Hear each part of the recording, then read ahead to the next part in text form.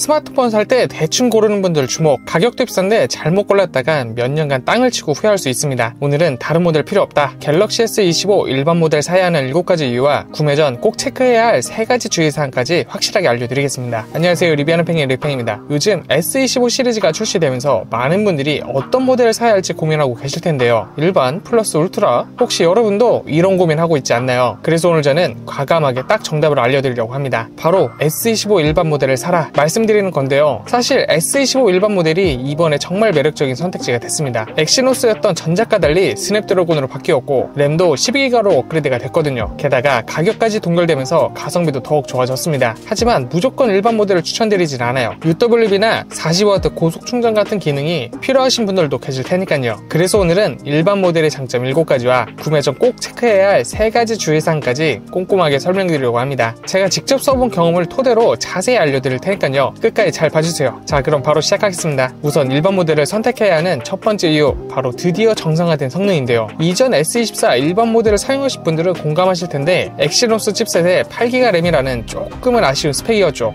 플래그십인데 왜 이래? 라는 생각이 들 정도였습니다. 하지만 이번 S25에서 일반 모델이 완전히 180도 달라졌는데요. 드디어 일반 모델에도 울트라와 동일한 스냅드래곤 칩셋이 탑재됐고 램도 12기가로 업그레이드 됐기 때문이에요. 더 이상 같은 플래그십이라도 하이 모델이라는 느낌이 전혀 들지 않습니다. 실제로 제가 벤치마크 테스트를 해봤는데요. 전작과 비교했을 때 성능이 무려 60% 이상 향상됐습니다. 특히 멀티태스킹에서 차이가 크게 났는데요. 유튜브 보면서 카톡하고 거기에 브라우저 검색까지 해도 전혀 보복이 없었어요. 그리고 성능도 정말 놀라웠습니다. 원신이나 베이어 같은 고사양 게임을 최고 설정으로 해도 프레임 저하가 거의 없고 발열도 생각보다 적었어요. 발열 설계가 개선된 덕분인지 1시간 넘게 게임을 해도 과열 현상이 발생하지 않더라고요. 거기다 AI 기능도 울트라 동일하게 지원됩니다. 실시간 번역, 제미나이 AI 비서 기능, 실시간 통역까지 이제는 일반 모델이라고 뭔가 포기해야 하는 게 없어졌어요. 정말 플래그십다운 성능을 보여주는데 이게 바로 제가 첫 번째로 꼽은 이유입니다. 두 번째 이유는 최적의 한손 사용성인데요. 여러분, 요즘 플래그십 폰들은 점점 커지는 거 느끼시죠? 울트라는 이제 태블릿 수준이고 플러스도 한 손으로 쓰기 정말 힘들어졌어요. 반면 S25 일반 모델의 무게는 고작 162g, 플러스나 울트라와 비교하면 정말 가볍습니다. 30g 정도 차이가 난다고 별거 아닌 것 같지만 실제로 손에 들고 사용할 때는 큰 차이를 느낄 수 있어요. 제 경험으로 침대에서 폰을 보다가 떨어뜨리면 울트라는 정말 벽돌 떨어지는 것처럼 아픈데 일반 모델은 그 정도까지는 아니었습니다. 물론 6.2인치라는 화면 크기는 스마트폰 기준으로 작은 편이긴 하지만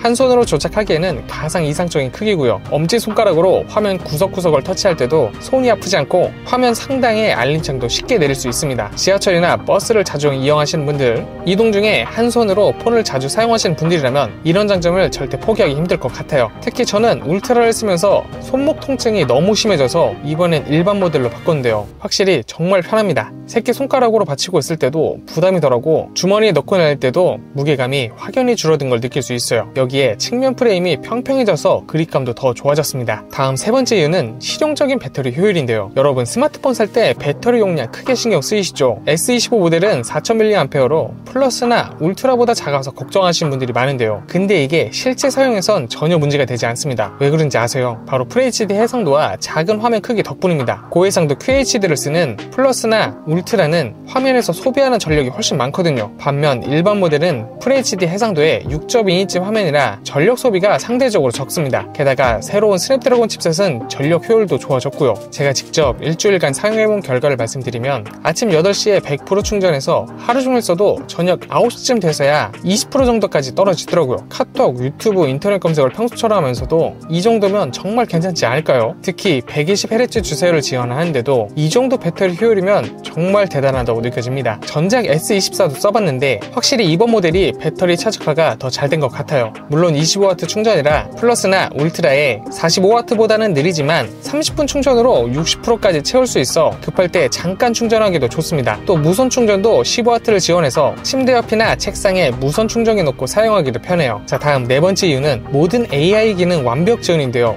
혹시 갤럭시 S25에 제미나이 AI가 일반 모델에서 제한될까 걱정하셨나요? 전혀 전혀 그렇지 않습니다. 울트라나 플러스에 들어간 모든 AI 기능이 일반 모델에도 똑같이 구현되는데요. 물론 아직 국내 서비스와의 연동이 완벽하진 않지만 기본적인 AI 기능은 정말 유용해요. 예를 들어 실시간 통역 기능은 영어는 물론 일본어, 중국어까지 거의 실시간으로 번역해줘서 정말 편리합니다. 특히 제가 자주 쓰는 기능이 AI 서클 서치인데요. 화면에 있는 글자나 이미지를 원으로 한번 감싸기만 하면 바로 검색이 되거든요. 예전처럼 복사해서 붙여넣기 할 필요가 없고요. 음악도 흥얼거리기만 하면 바로 찾아주고, 심지어 사진 속 옷이나 가방 같은 것도 비슷한 제품을 찾아줍니다. 또 메시지나 메일 작성할 때 AI가 문맥을 파악해서 다음 문장을 추천해준 기능도 있는데요. 업무용으로는 정말 딱이죠. 게다가 이미지 편집도 AI로 할 수 있어서 사진 속 불필요한 사물을 지우거나 구도를 바꾸는 것도 클릭 몇 번으로 가능합니다. 무엇보다 좋은 건 이 모든 AI 기능이 폰 자체에서 처리된다는 거예요. 인터넷 연결이 안 돼도 기본적인 기능은 다 쓸 수 있습니다. 다음 5번째 이유는 가성비 최강 가격인데요. 여러분 요즘 플래그십 스마트폰 가격이 정말 많이 올랐죠. 아이폰 15 프로는 150만원이 넘어가고 갤럭시 S25 울트라도 160만원부터 시작하는데요.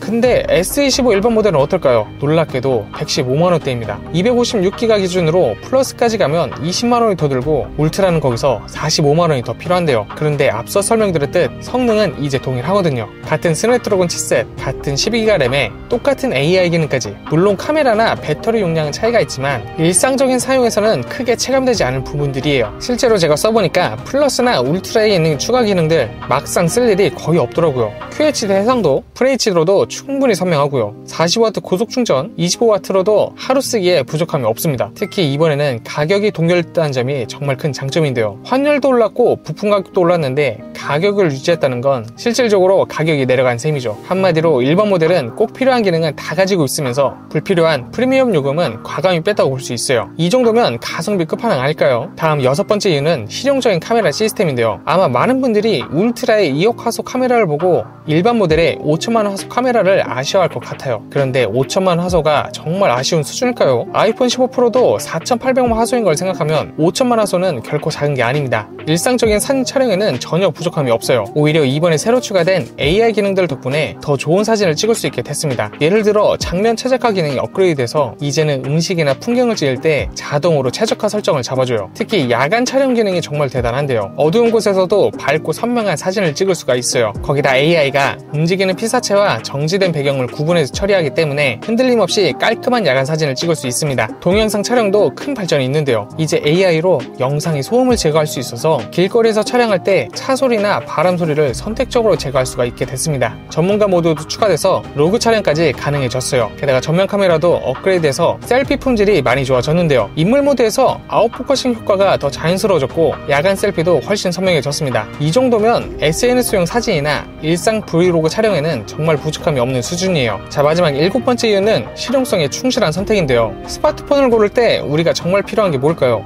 화려한 스펙, 최신 기능, 아니면 실제 사용에서 느끼는 만족감. S25 모델은 바로 이 실용성에 가장 충실한 선택이라고 할 수 있습니다. 예를 들어 볼게요. 울트라는 S펜이 있고 플러스는 더 큰 화면을 제공하죠.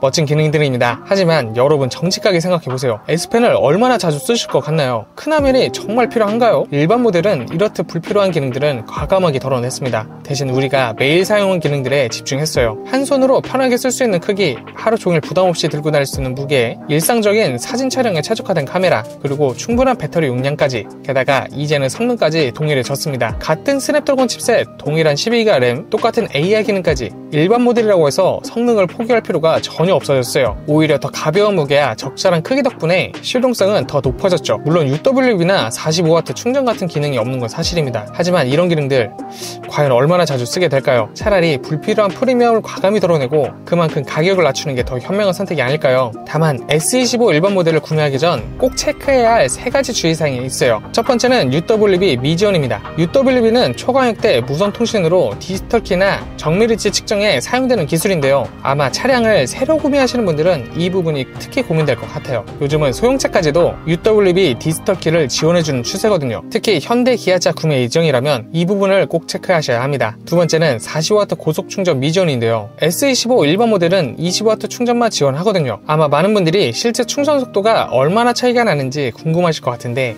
제가 한번 테스트해보니까 0%에서 50%까지 충전할 때 25W는 30분, 40W는 20분 정도 걸렸습니다.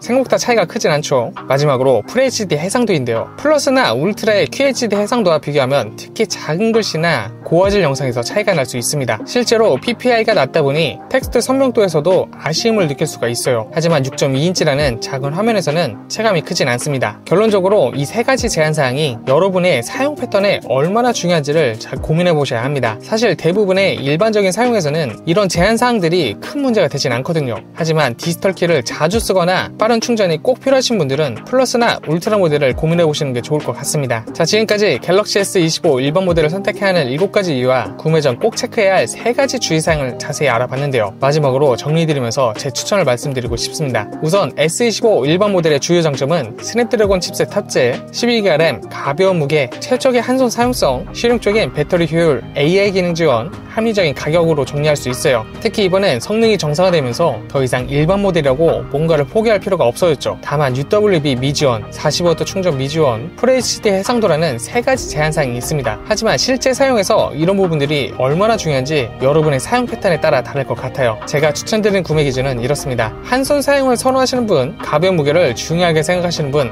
가성비를 중시하시는 분, 기본적인 스마트폰 기능에 충실한 제품을 원하시는 분들은 S25 일반 모델을 추천드리고 싶습니다. 반면 디지털 키를 자주 사용하실 분, 다화면에서 콘텐츠를 즐기고 싶으신 분, 고사양 카메라가 꼭 필요하신 분들은 플러스나 울트라를 고민하셔야 할 것 같아요. 자, 이제 여러분의 딱 맞는 S25가 무엇인지 감이 오시나요? 아직도 고민 중이시라면 본인의 사용 목적과 예산을 댓글로 남겨주세요. 제가 직접 꼼꼼히 답변 드리도록 하겠습니다. 그동안 8,000명이 넘는 구독자분들께 맞춤형 추천을 해드렸는데요. 실제로 구매 후기를 보면 정말 뿌듯하더라고요. 참고로 S25 구매할 땐 도움될 만한 할인 정보들은 제가 영상 맨 아래 고정 댓글에 모두 정리해놨으니까요. 꼭 확인해보세요. 자, 지금까지 리뷰하는 팽이 리팽이었고요. 이렇게 디테일한 분석과 꼼꼼한 비교는 저희 채널에서만 볼 수 있죠. 스마트폰 뿐만 아니라 태블릿, 노트북까지 여러분의 현명한 선택을 위한 리뷰들이 매주 업로드되고 있습니다. 그러니 구독, 좋아요 꼭 부탁드리고요. 다음 주에도 더 가성비 넘치고 유용한 제품들을 추천드리도록 하겠습니다. 혹시 이런 영상도 만들었으면 좋겠다 하는 의견도 자유롭게 댓글로 남겨주세요. 지금까지 시청해서 감사합니다. 안녕.